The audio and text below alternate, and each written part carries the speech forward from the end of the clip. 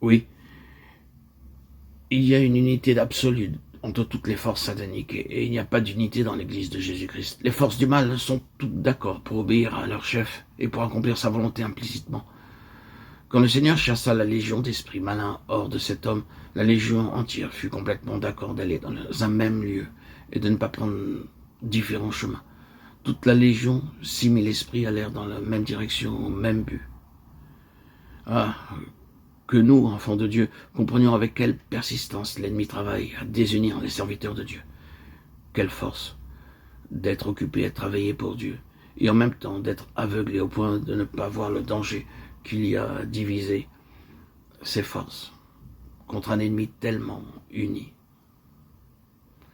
Il est curieux de remarquer dans le livre des juges que Dieu envoya un mauvais esprit entre Abimelech et le chef de Sichem. Juge 9, 23.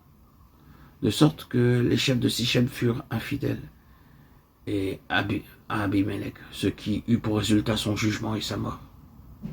Ici, il nous est parlé de Dieu comme étant la puissance souveraine de l'univers, par la seule permission duquel les émissaires de Satan ont le pouvoir de travailler. Quand les hommes prêchent contre lui ou lui désobéissent, il n'a simplement qu'à retirer sa main et à laisser les puissances des ténèbres accomplir leur volonté sur les hommes afin d'amener leur châtiment. Plus loin, il nous est dit, Dieu envoya un mauvais esprit pour troubler Saül, c'est-à-dire que Saül refusa d'obéir à Dieu. Et c'est pourquoi Dieu permit à l'émissaire de Satan d'agir librement.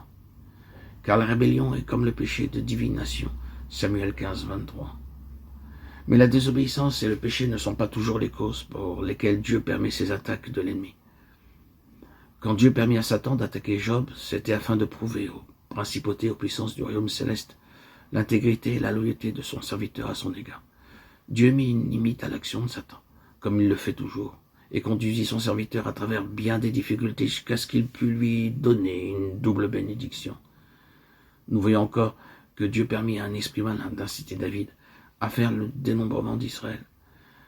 Mais il n'aurait pas dû se laisser séduire s'il avait écouté les protestations de son serviteur Joab. Par ce fait, il nous est montré que le refus d'écouter d'un cœur docile les conseils d'autrui ouvrit la porte à l'ennemi et amena le châtiment. À Pierre encore, le Seigneur dit « Satan a demandé à vous cribler comme on crible le blé. » Pierre n'avait pas encore renié son maître, mais il y avait en lui, à l'état latent, un terrain caché de confiance en lui-même, dont l'ennemi pouvait se servir. Et sans cette attaque de Satan qui mit en lumière ce terrain, il n'aurait pas été apte au service de Dieu.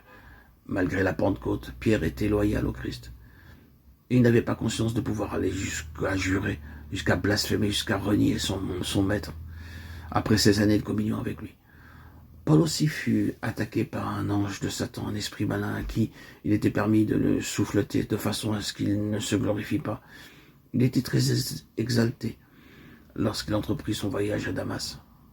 Et ce défaut de son caractère eut besoin d'être combattu jusqu'à la fin de ses jours. Pierre et Paul étaient tous deux apôtres du Christ, et cependant Dieu permit à Satan de les attaquer. C'est aussi ce que Dieu permet pour beaucoup d'enfants de Dieu en ce moment. Satan a demandé à vous cribler comme on crible du blé. Mais j'ai prié pour toi, dit Jésus à Pierre. Ce criblage se fait très fréquemment par des attaques de l'ennemi, sur un point de notre être dont nous ne sommes pas conscients. Il est donc clair que ce n'est pas toujours une désobéissance particulière, un péché particulier qui nous attire ces attaques des puissances ténébreuses.